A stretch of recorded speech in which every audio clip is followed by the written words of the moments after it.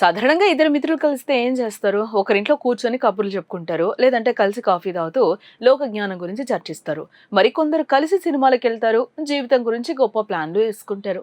కానీ ఐఐటి బొంబాయిలో పరిచయమైన భవిష్ అగర్వాల్ మరియు అంకిత్ భాటి అనే ఇద్దరు మిత్రులు కలిసినప్పుడు వారు కేవలం మాటలతో సరిపెట్టుకోలేదు.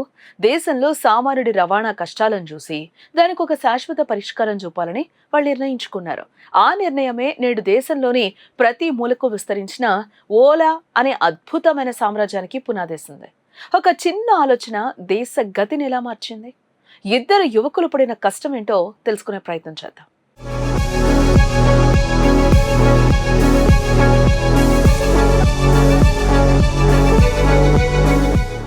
2010వ సంవత్సరంలో భారత్లో టాక్సీ సేవలంటే చాలా క్లిష్టమైన వ్యవహారం. ఎక్కడో ఒక చోట ఫోన్ చేసి గంటల తరబడి ఎదురు చూడాలి. అందులోనూ ధరల విషయంలో పారదర్శకత అసలే ఉండేది కాదు. ఈ సమస్యను భవిష్ అగర్వాల్ స్వయంగా అనుభవించారు. ఒకసారి ఆయన ఒక ప్రయాణం కోసం టాక్సీ బుక్ చేసుకుంటే ఆ డ్రైవర్ మధ్యలోనే దిగిపోవాలని చెప్పి అదనపు డబ్బులు అడిగాడు.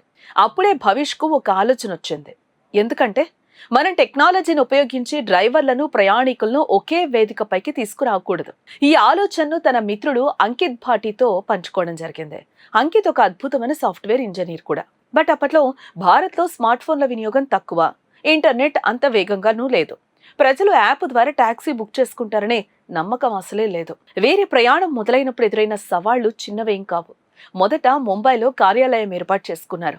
ఆఫీస్ అని చెప్పుకోవడానికి ఒక చిన్న గది మాత్రమే ఉండేది. ఎండలో వానలో భవిష్ అంకిత్ స్వయంగా డ్రైవర్ల దగ్గరికి వెళ్లేవారు. వారికి ఓలా యాప్ గురించి వివరించేవారు. కానీ డ్రైవర్లు వీరిని నమ్మేవారు కాదు.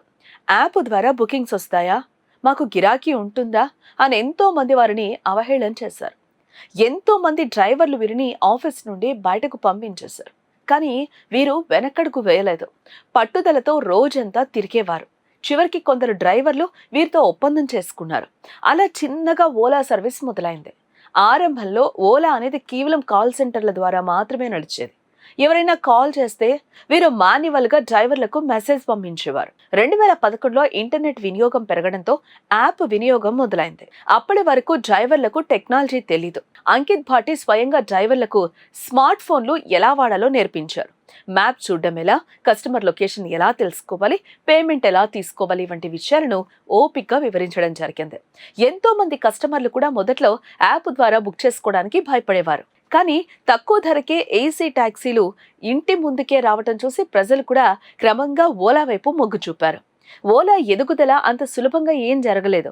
భారీ పెట్టుబడులు అవసరమయ్యాయి. భవిష్ మరియు అంకిత్ ఎంతో మంది ఇన్వెస్టర్ల దగ్గరికి వెళ్లారు. చాలా మంది వీరి ఐడియాను తిరస్కరించారు. బట్ వీరి పట్టుదల చూసి కొంతమంది నమ్మకం ఉంచారు. ముఖ్యంగా యాప్ ఆధారిత టాక్సీ మార్కెట్లో భారీ పోటీ ఎదురైంది. విదేశీ సంస్థలు భారత్లోకి ప్రవేశించాయి. వారు భారీగా డిస్కౌంట్స్ ఇచ్చేవారు. ఓలా వాళ్లు కూడా ఆ పోటీని తట్టుకోవడానికి ఎన్నో వ్యూహాలు అమలు చేశారు. ఆ సమయంలో ఓలా సంస్థకు డబ్బులు కొరత తీవ్రంగా ఉండేది. కొన్నిసార్లు ఉద్యోగులకు జీతాలు ఇవ్వడానికి కూడా వీరు పడిన ఇబ్బందులన్నీ ఇన్ని కావు.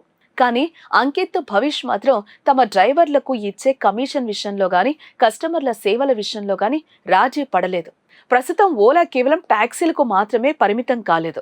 ఆటోలు, బైక్లు, చివరకు ఎలక్ట్రిక్ స్కూటర్ల తయారీలో కూడా ఓలా అగ్రస్థానంలో ఉంది. ఓలా ఎలక్ట్రిక్ ఇప్పుడు ప్రపంచంలోనే అతిపెద్ద తయారీ కేంద్రంగా ఎదిగింది.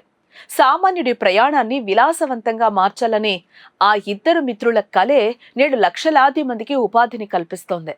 వేలాది మంది డ్రైవర్లు ఇప్పుడు సొంతంగా కార్లు కొనుక్కొని కుటుంబాలను పోషించుకుంటున్నారు. ఒక్క ఫోన్ కాల్తో ప్రయాణాన్ని సులభం చేసిన ఈ సంస్థ భారతీయ స్టార్టప్ చరిత్రలో ఒక మైలురాయిగా నిలిచిపోయింది.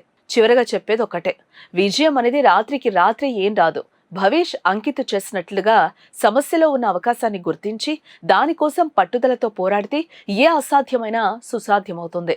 ఇద్దరు మిత్రులు టీ తాగుతూ పంచుకున్న ఈ ఒక చిన్న ఆలోచన నేడు భారత రవాణా రంగంలో ఒక కొత్త అధ్యాయాన్ని సృష్టించింది. మనం కూడా మన చుట్టూ ఉన్న చిన్న చిన్న సమస్యలను గమనించడం మొదలు పెడితే భవిష్యత్తులో మన పేరుతో కూడా ఒక అద్భుతమైన సంస్థ పుట్టుకొచ్చే అవకాశం ఉంటుంది.